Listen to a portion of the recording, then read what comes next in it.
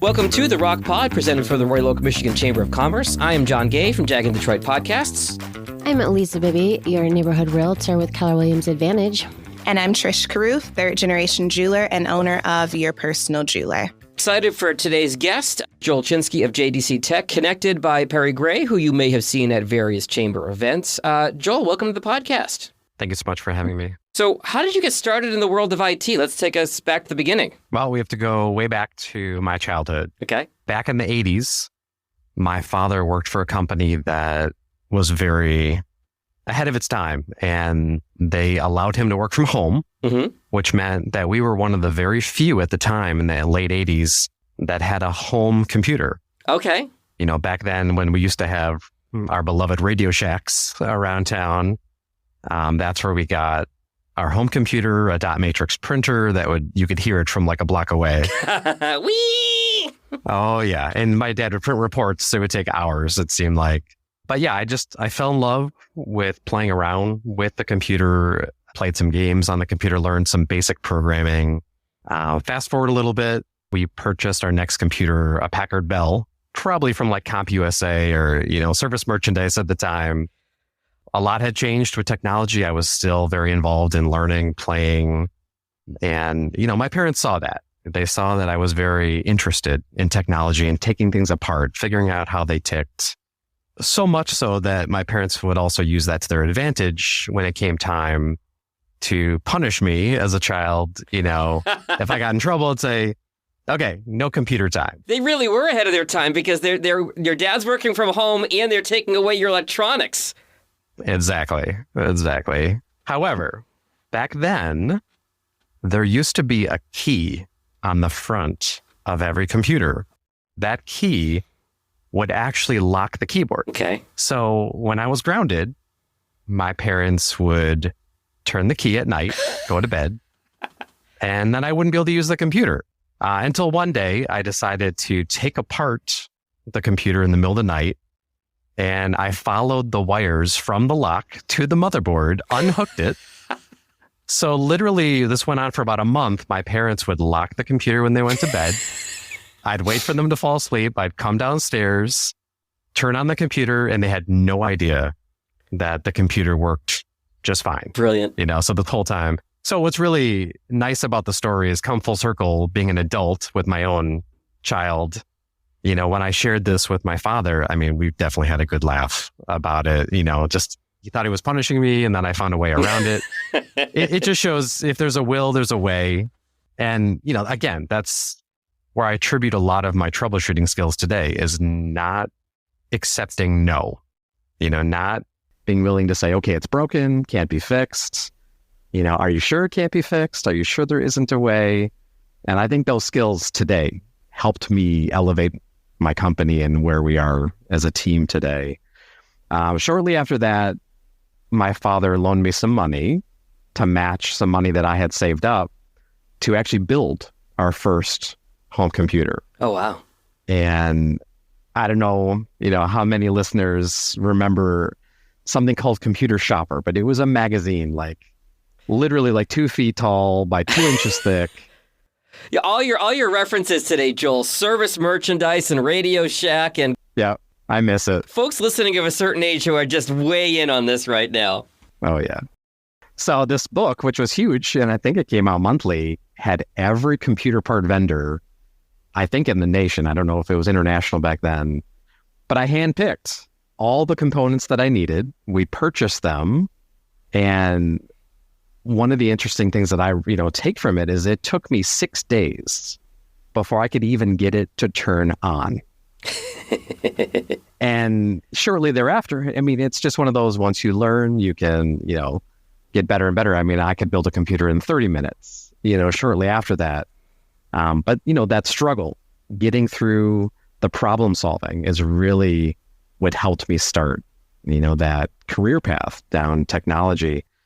Shortly thereafter, I was building and selling them to neighbors.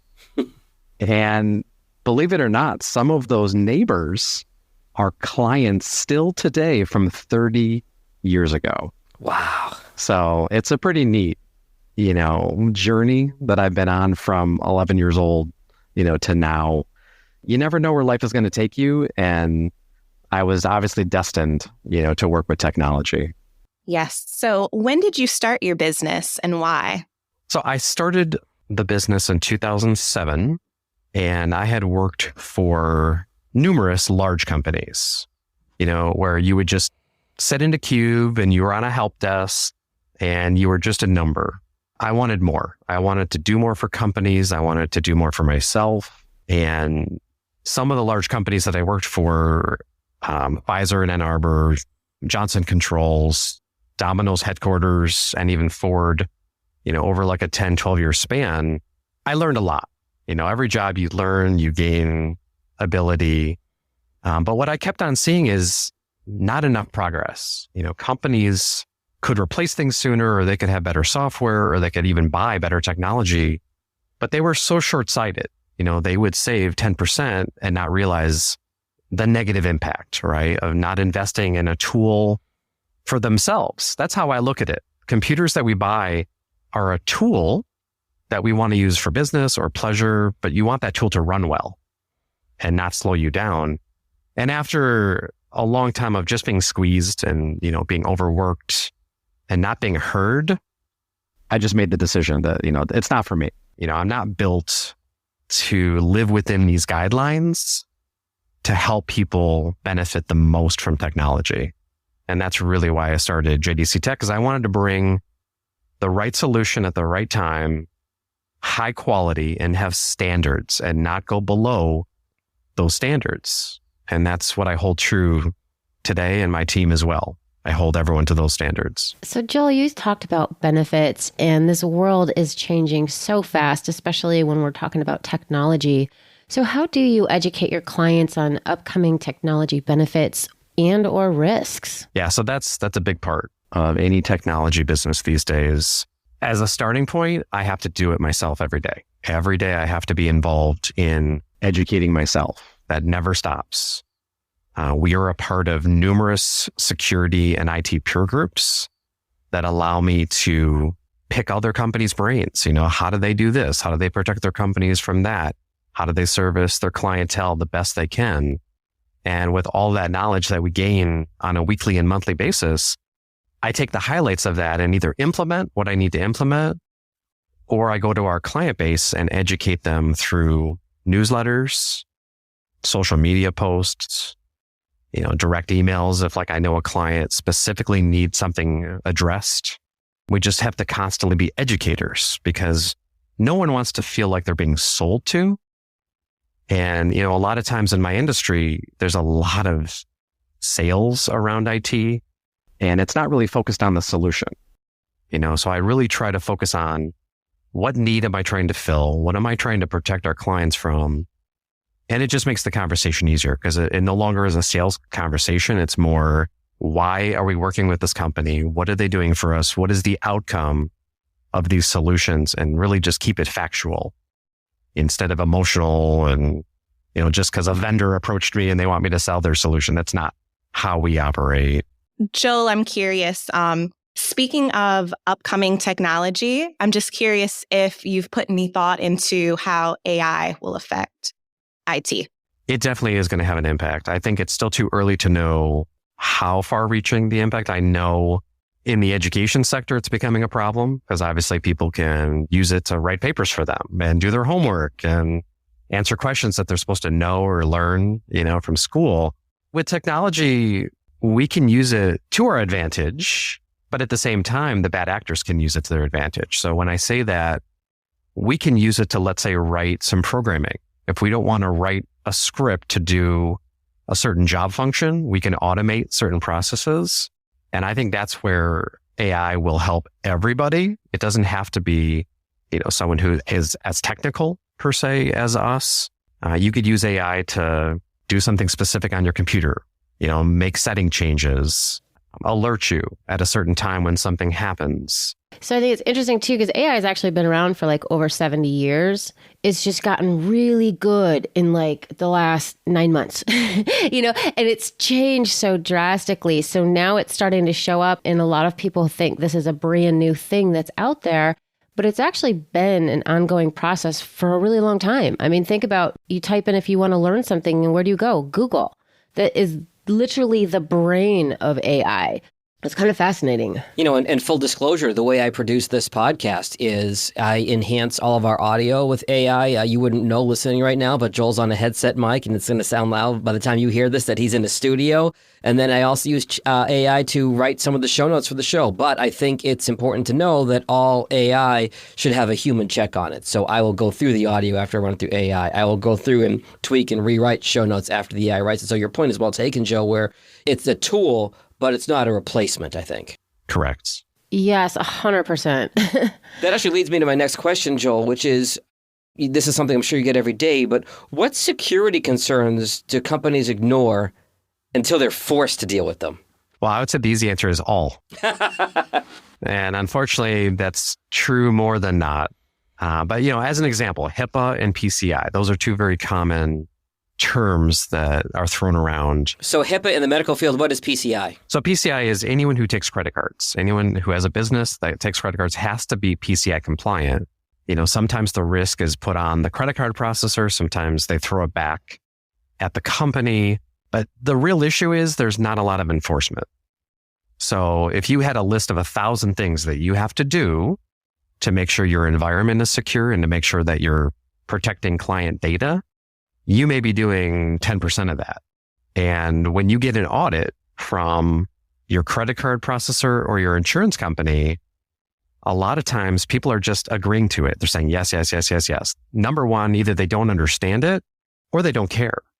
And I think that's the larger issue, is there's really not a lot of teeth in HIPAA and PCI compliance. So if there isn't going to be someone knocking on your door and saying, show me you're PCI compliant, show me you're HIPAA compliant, people are not going to take it as serious as they should.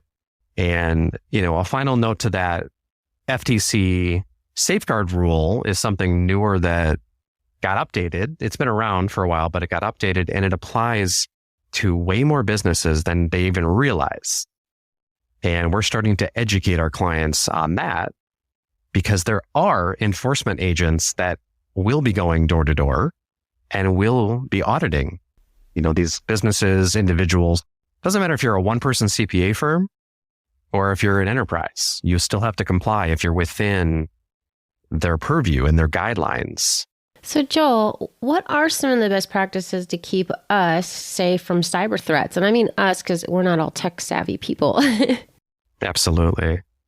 So firstly, it starts with passwords. I think most people can agree everyone has passwords, and too many people have spreadsheets or Word documents with passwords. That's not generally best practice, but the most important thing about passwords is having a unique password for every single site and service. The first thing an attacker is going to do if they ever get a username and a password is they're going to try it on all the common sites: Facebook, Twitter, Bank of America, Chase, investment houses. So it's really important, because if one of your credentials gets stolen, you don't want to make it easy for someone to get in to something else. And then how do we manage that? Well, the only way to really manage it is through a password manager. So it's literally a piece of software that you've got one master password, you've got multi-factor where it will ping your cell phone with a text, to make sure you get in. But the benefit of that is it houses hundreds, thousands of passwords that you can generate, and you never have to remember them because you're just clicking copy, paste, copy, paste. And that's really the safest way. I'll say, Joel, you're preaching to the choir there. I had my Facebook not hacked, but spoofed a year or two ago. So I got one of those password manager apps, and I went into my Google Chrome, and there must have been 300 passwords saved in my Google Chrome. So I blew them all out, and I started new in this password manager app that I only need to know the master password for that app to open it. I couldn't tell you what any of my passwords for Facebook or my bank are now because it's all within the app. It's wonderful. That's really what everyone needs, including multi-factor, anything that's your bank, right? In your social media accounts. My father also had his LinkedIn account breached and stolen. He never got it back. He had probably 1,000, 2,000 connections. There's no recourse. to things like that. So it's really important that we all take ownership and protect all of our critical accounts. Do you have a favorite one that you can recommend? Or is it just like, I know Google has their own password keeper type situation. From your perspective, what are the best ones? It's typically frowned upon to use the browser. Certain browsers may be more secure than others to store passwords. As long as you've got a multi-factor protection mechanism, like on your Google account or your Microsoft account, those are still decent solutions. If you're looking for more of a standalone, Bitwarden, which is free for personal use. Anyone can use it. It is one of the safest and best that we've seen. If you Google it, there's lots. There's NordPass, Dashlane, Password Boss, Keeper. They're all good. I think I have 1Password. Yeah, 1Password is definitely another popular. I would say the one to stay away from currently is LastPass. They've had a lot of security concerns. They had a breach lately, didn't they? They've had multiple. Oh, good to know. Okay. That's just what we're seeing. I'm not trying to sell you on a particular one or not, but those are the general ones that we see our clients use. Yeah, it can definitely be scary being on the internet, and staying safe is very important. But outside of IT, what do you do in your free time? Travel, family. We love road trips. Anytime we can drive somewhere and, see more of the country. I'm a big planner, so I like to plan. Okay, if we're driving through New York, this is what I want to see. If we're driving through Pennsylvania, this is, let's stop here. I think that people miss out on that, by flying more so than taking road trips. We love being up north, especially this time of year with the color changes. And we just love Michigan. All the seasons, all the different activities that happen, the fall cider mills, the winter, sledding and skiing and such. We love it here. Awesome. All right, Joel, it is now time for our fishbowl question of the day, where we pull a totally random question to ask you. Let's see, Lisa, would you pull our fishbowl question, please? All right, let's dig in here. If you lost all of your possessions but one, what would you want it to be? I think I could probably guess what this one is. So we're just physical. All of our physical possessions. Possessions. Probably my phone. That's what I would have said. Yeah, we're so needy with that device, knowledge, playing around, and we need it to run our lives. Yeah. To get into our bank accounts and communicate. So yeah, definitely my phone. And we've all had that moment where we can't find our phone, or unfortunately, if someone lost their phone, yeah, it's horrible. And it's in your pocket, where's my phone? Yeah, exactly. Well, thanks, Joel, so much for being on. If our audience would like to reach you, what is the best way? They can call us, 248-494-7253. And they're also welcome to email me directly, joel@jdctek.com. I also want to give a shout out to Perry, who is on the call listening, not on mic today, but he set this up for us, and you've probably run into him at many chamber events. You can also talk to Perry when you're at a Royal Oak Chamber event. Thanks so much for coming on today, Joel. My name is Lisa Bibby, and I'm a realtor with Keller Williams Advantage. I put the real back in realtor. We want you to love where you live. Call for a free consultation. My website is soldbylisab.com, and you can find me on Facebook, YouTube, and Instagram at Sold by Lisa B. And I'm Trish Carruth, third-generation jeweler and owner of Your Personal Jeweler. I specialize in creating custom engagement rings, wedding rings, and fine jewelry. You can find me online on Instagram and Facebook at The Personal Jeweler, or our website, www.thepersonaljeweler.com, or at our Royal Oak location on 4th and Washington. And I am John Gay from Jag in Detroit Podcast. If you like the way this show sounds and would like me to create a podcast for you or your business, you can find me at jagindetroit.com or on any social media at jagindetroit.